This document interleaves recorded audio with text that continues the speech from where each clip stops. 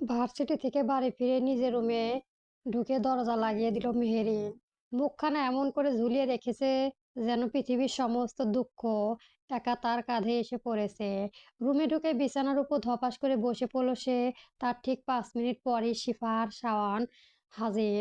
দুজনে মুখে কৌতূহল আর আতঙ্কে মিশ্রিত ছাপ। এখন বল, গভীর গলায় বলল শিফা, সাথে শাওনও দিয়ে বলল, হ্যাঁ, পুরো ঘটনা বল। মেহেরিন দীর্ঘশ্বাস ফেলে শুরু করলো সবকিছু। আদ্রিয়ান তাকে টেনে রুমে নেওয়ার থেকে শুরু করে অন্ধকার শাওয়ার ভেবে হাত আঘাত করে পতন থেকে দিয়ে সিপাহীর প্রতিক্রিয়া শুকনো ঢোক গিলে মেহেরিন তারপর শাওনের দিকে তাকালো তার ভাবগতি দেখার আশায়। শাওনও একইভাবে মাথায় হাত দিয়ে বসে আছে। তাদের দুজনের চেহারা দেখে মনে হচ্ছে তারা এইমাত্র জীবনের সবচেয়ে ভয়াবহ সংবাদ শুনেছে। কয়েক মুহূর্তে কেউ কোনো কথা বলল না। খানিক বাদে নীরবতা ভাঙল শাওন। আমি কি ঠিক শুনলাম? মাথা নাড়ল মেহেরিন। তুই? শাওন থেমে গেল। মেহেরিন কপাল কুঁচকে বলল, কি তুই আদ্রিয়ান চৌধুরী এখানে লাথি মেরেছিস? মেহেরিন নিরীহ মুখে বলল, ইচ্ছে করে মারিনি। ইয়ে আল্লাহ! শিফা মাথা উঁচু করে সিলিং এর দিকে তাকালো। গলায় অবিশ্বাস্য ঢোক আওড়ালো, এই মেয়েকে তুই কোন মাটি দিয়ে বানাইছো খোদা? আমি তো ভাবছিলাম ওটা শাওন। আমি শাওন প্রায় লাফিয়ে উঠলাম। তুই আমাকে কি মনে করিস? আমি কি সারাদিন অন্ধকার রুমে মেয়েদের ভয় দেখিয়ে বেড়াই? না, কিন্তু তুই গাধামি করিস। এর আগেও আমার সাথে করেছিলি, মনে নেই? ও মনে করিয়ে দেওয়ার জন্য ধন্যবাদ, শুকনো গলায় বলল শাওন। সিপাহি দুই হাতে মাথা চেপে ধরল। আমি একটা জিনিস বুঝতে পারছি না, কি? আদ্রিয়ান স্যার এখনো তোকে জীবিত রেখেছে কিভাবে? মেহেরিন ঠোঁট ঝুলিয়ে বলল, তোরা এমন বলছিস যে আমি খুন করেছি। খুন করলেও এত ভয় পেতাম না। সঙ্গে সঙ্গে উত্তর দিল শাওন। মেহেরিনের দিকে তাকিয়ে ফের বলল, কারণ খুনের শাস্তি একবার হয়, কিন্তু তুই যা করেছিস তার প্রতিশোধে স্যার কতদিন ধরে নিবে আল্লাহ জানে। সিপা গম্ভীর মুখে মাথা নাড়ালো, সত্যি বলতে কি, আমি এখন স্যারের জন্য কষ্ট পাচ্ছি। সিপা কথা পাচ্ছে। শাওনের বুকে হাত রেখে বলল, আমিও পাচ্ছি। একজন পুরুষ হিসেবে আমি তার ব্যথা অনুভব করতে পারছি সবচেয়ে বেশি। শাওনের কথায় বিরক্ত হলো মেহেরিন। চোখ রাঙালো মেয়েটা। তোরা আমার বন্ধু না ওনার বর্তমানে? শিফা আর শাওন একে অপরের দিকে তাকালো, তারপরে একসাথে বলল, আমরা নিরপেক্ষ। কথাটা বলে হেসে উঠল দুজন। মুহূর্তে মেহেরিন একটা বালিশ তুলে ছুঁড়ে মারল তাদের দিকে, কিন্তু তাতেও দুজন হাসি থামলো না। 1 মিনিট বেশ কিছুক্ষণ পর আচমকাই থেমে গেল শিফা। কপালের ভাঁজ ফেলে তাকালো মেহেরিনের প্রাণে। মেহেরিন তখন চিন্তায় নাক কাটছে দাঁতে ফাঁকে। মেহেরিন অন্যমনস্ক হয়ে উত্তর করলো, কি স্যার তোকে কোনো অভাবে অন্ধকার ঘরে নিয়ে গিয়েছিল রে? মুহূর্তে থমকে গেল মেহেরিন। চোখ জোড়া তার অস্থির হলো। কোনো নিয়ে গিয়েছিল সে কথা তো কাছেই ক্লিয়ার নয়, কিন্তু একদম তাও নয়। আদ্রিয়ান তাকে ধরে ফেলেছে জানতে পেরেই ওই মেসেজটা সেই পাঠিয়েছে। আর তার জন্যই ওভাবে টেনে নিয়ে গিয়েছিল উচিত শিক্ষা দেওয়ার জন্য। কথাখানা ভাবতে গিয়ে গলা শুকিয়ে এলো মেহেরিনের। সিফা তার প্রাণে তাকিয়ে থেকে কপাল কুঁচকালো। শাওনও তাই। মেহেরিন সুখটা ঢোক গিলে হাসার চেষ্টা করলো।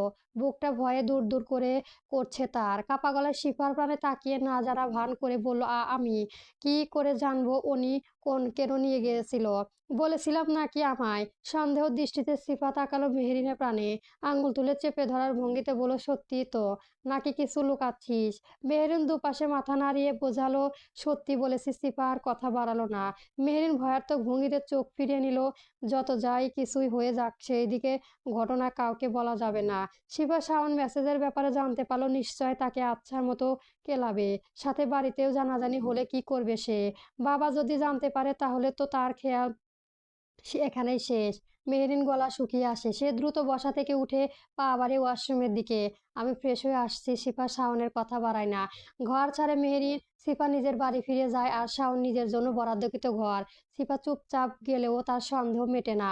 আদ্রিয়ান কোনো মুহুরীকে এভাবে স্পর্শ করবে তা বুঝে উঠতে পারছে না মেয়েটা। ভাবনার সাগরে নির্লজ্জিত হয়েও লাগলো শিফা।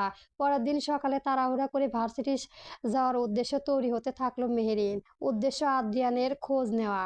কাল ভয়ে পালিয়ে এলেও সারা রাত তার ঘুমাতে পারেনি মেয়েটা।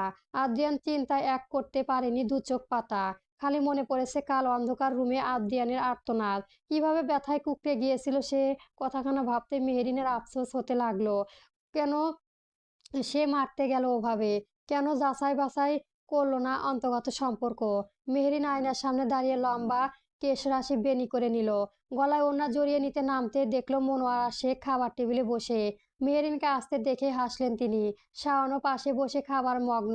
মনোয়ারা শেখ মেয়ের প্রাণে তাকিয়ে ডাক দিলেন, মেহ, আয়, খেয়ে যা।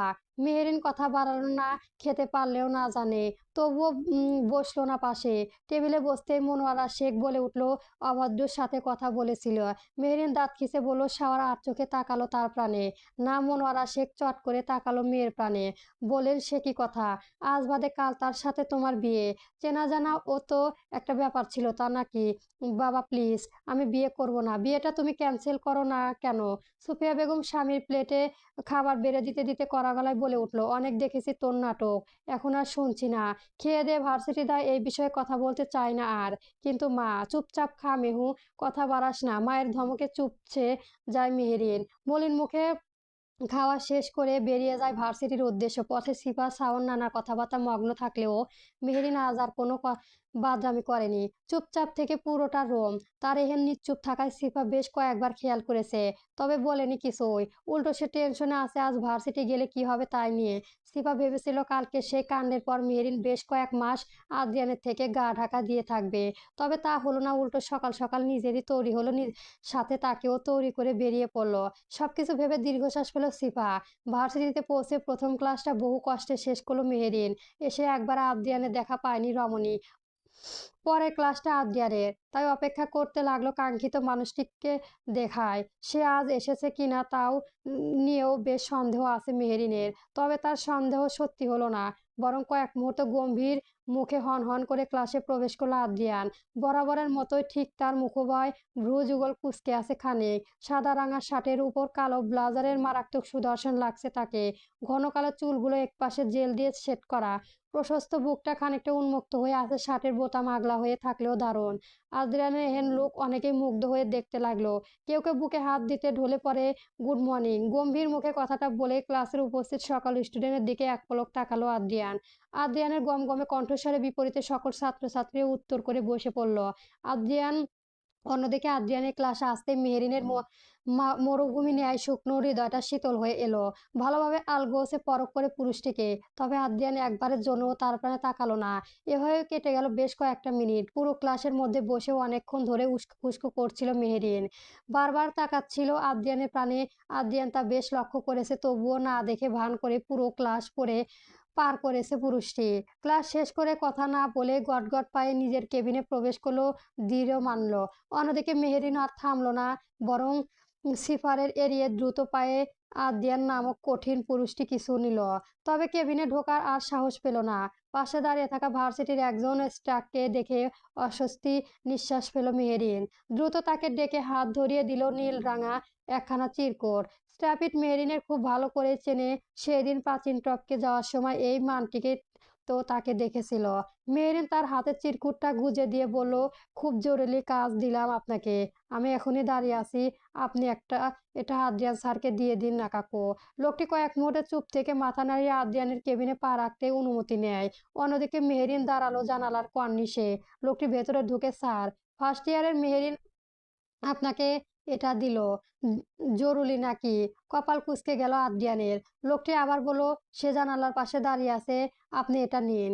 লোকটি চিরকুটটি টেবিলে রেখে বেরিয়ে এলো ভেতর থেকে। অন্যদিকে তার বলা অনুযায়ী আদ্রিয়ান গম্ভীর মুখে তাকালো জানালার ওপাশে। নজরে কপালে মলিন মুখে দাঁড়িয়ে থাকা মেহেরিনকে।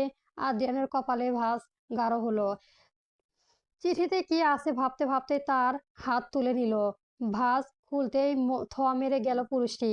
নীল চিরকুটে বড় বড় অক্ষরে লেখা, স্যার, আপনাকে পটলি ঠিক হয়েছে, আর না ভিন্ন চিন্তায় আপনাকে নিয়ে। মুহূর্তের জন্য আদ্রিয়ান চোয়াল শক্ত হয়ে গেল। সে বুঝে উঠতে পারলো না এত বড় একটা মেয়ে কি করে এহেন আচরণ করতে পারে। মজা করছে কি সে তার সাথে? আদ্রিয়ান হাতে থাকা কাগজটা দূর মুচড়ে আস্তে ফেললো ডাস্টবিনে। বাইরে দাঁড়িয়ে থাকা মেহেরিন শুকনো ঢোক গিলল। আদ্রিয়ান আচমকায় দুই হাত জোড়া করে দাঁতে দাঁত চেপে কপালে হাত দিয়ে বিড়বিড় করে আওড়ালো, বিশ্বাস কর, তোর মতো উজাইরা বেটি আমি আর লাইফে দেখিনি। মেহেরিন শুনতে পারলেন না আদ্রিয়ানের কথা, তাই তো সে এখনো নিশ্চিন্তে মুখে দাঁড়িয়ে আছে জানালার ওপাশে। আদ্রিয়ান নিজেকে সামলে নিল। চেহারা আকারে তীব্র গম্ভীর্য সাপ।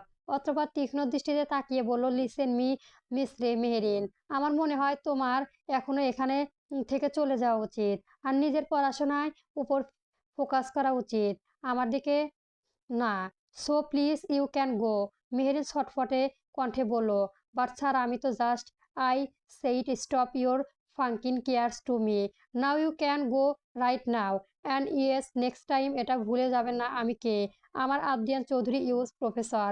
কাল কি হয়েছে না হয়েছে আমি তোমার সঙ্গে ঠিক কী আচরণ করেছি তার স্বপ্নে ভুলে যাও।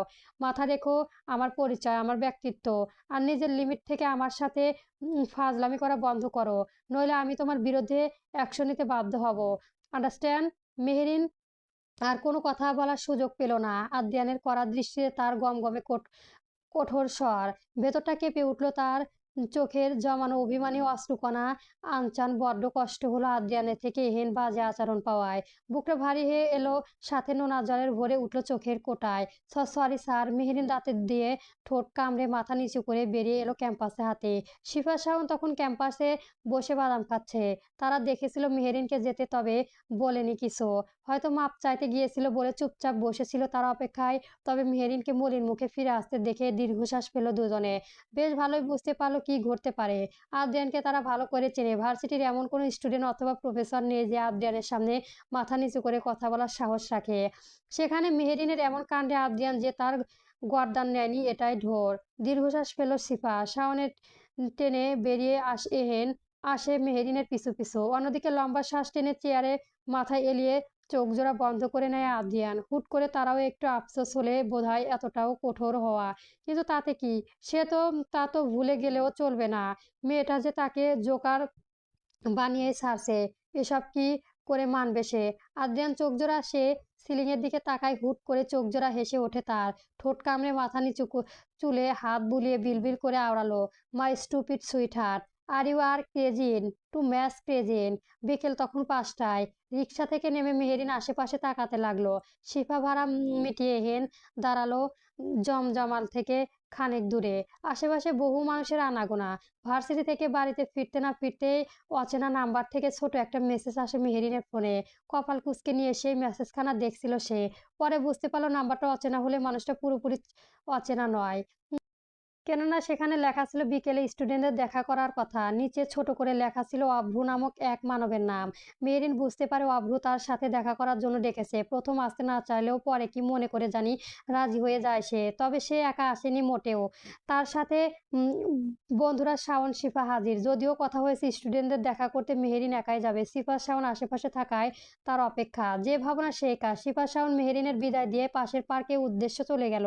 অন্যদিকে মেহেরিন পা বাড়ালো নির্দিষ্ট রেস্টুরেন্টের দিকে, যার ঠিকানা অভ্র দিয়েছিল তাকে। কি বালের ওড়না পরে এসেছি মাইরি, খালি খুলে যাচ্ছে। ধুর, বিড়বিড় করতে করতে দু হাতে ওড়নার সামনে রেস্টুরেন্টের ভেতরে পা রেখে মেহেরিন। খোলা চুলে সাদা রাঙা গ্রাউন, ঘাড়ে একপাশে ওড়না ছড়িয়ে দেওয়া, মুখে হালকা মেকআপের আস্তরণ। সাজতে চেয়েছিল না, তবে ওই যে তার পেস্টিজ, সেটা কি হবে? সুন্দর তো দেখাতেই হবে। মেহেরিন রেস্টুরেন্টের কাছের নিচে সুশ্রী মুখখানা দেখে গর্বিত হাসে। অতঃপর চুলে ঝরা মেহেরিন সামনের দিকে তাকালে কাঙ্ক্ষিত মানুষটিকে আসা, আর তাকে থমকে যায় সে। হৃৎস্পন্দন বুঝে সেখানে থেমে গেল তার। মেহেরিনের চোখ কোটা হাতে বেরিয়ে আসার উপক্রম। নিঃশ্বাস নিতেও ভুলে গেল মেয়েটা। বড় বড় চোখ জোড়া মেলে সামনে তাকিয়ে থাকতে থাকতে আচমকায় নিজের মাথায় হাত দেয়। অবিশ্বাস্য গলায় বিড়বিড় করে আওড়ালো, ও হে শালা, এই দুটো উজাইরাই একসাথে কেন?